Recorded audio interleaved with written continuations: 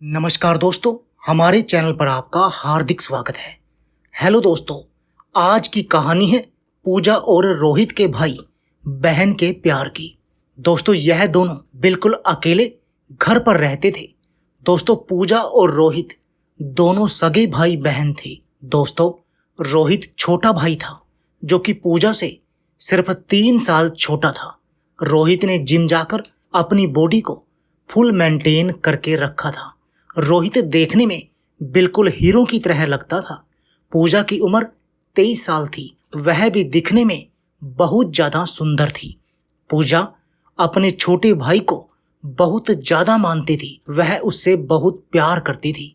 पूजा अपने छोटे भाई का बहुत ज्यादा ख्याल रखती थी।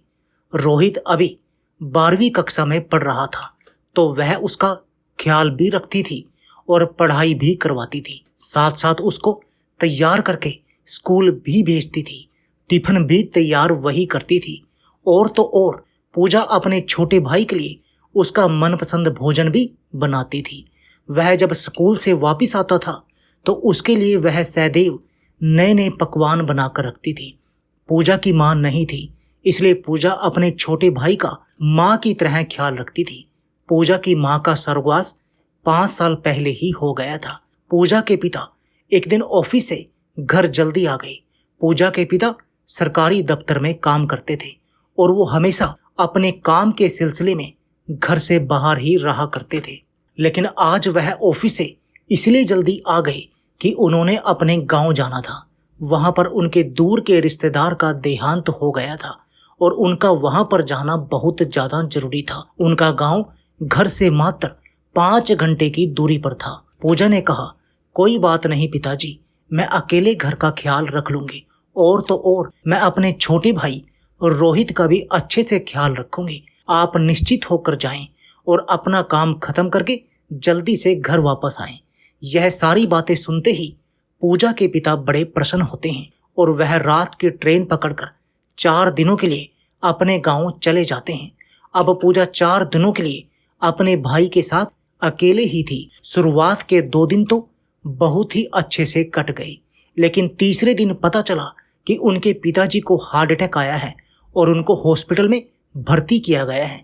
डॉक्टर ने कहा कि 10 लाख रुपए का इंतजाम अगर नहीं हुआ तो उनकी जान भी जा सकती है। पूजा बहुत ज्यादा घबरा गई और रोने लगी। रोहित ने कहा, दीदी आप घबराओ नहीं, पापा ने जो बैंक में मेरे कॉलेज के लिए पैसे जमा किए हैं वह हम लेकर गांव चलते हैं। पूजा ने जब बैंक में पता किया तो रोहित के अकाउंट में सिर्फ 5 लाख रुपए ही थे। पूजा घबरा गई। वह सोचने लगी, अब 5 लाख रुपए का इंतजाम कहाँ से करूं। तभी पूजा को याद पड़ा कि उसकी शादी के लिए जो पापा ने गहने रखे थे उन्हें बेच देती हूँ। पूजा रोहित वह गहने बेचने सुनार के वहां जाते हैं। सुनार ने उन गहनों के 6 लाख रुपए दिए। अब रोहित और पूजा के पास कुल 11 लाख रुपए थे और वह दोनों गांव जाने के लिए तैयारी करने लगे।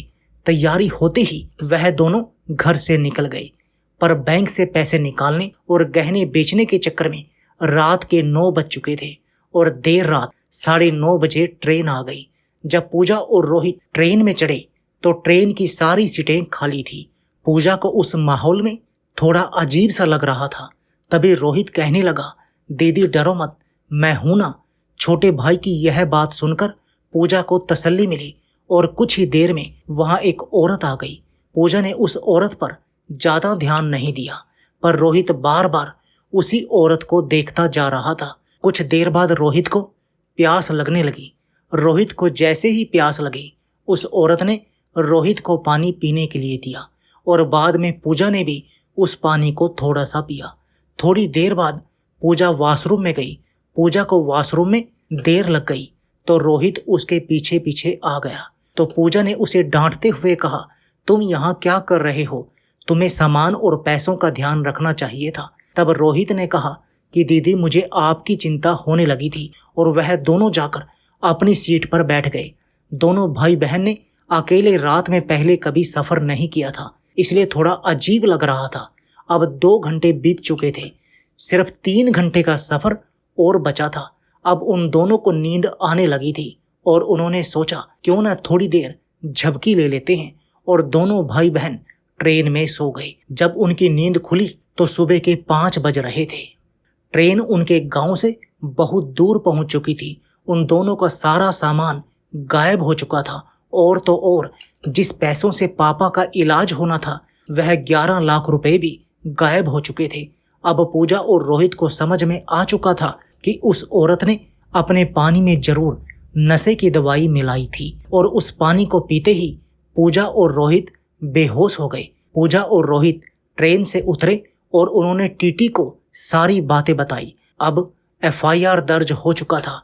टीटी ने उनको वापस ट्रेन में बिठाया और वो अपने गांव खाली हाथ पहुंचे।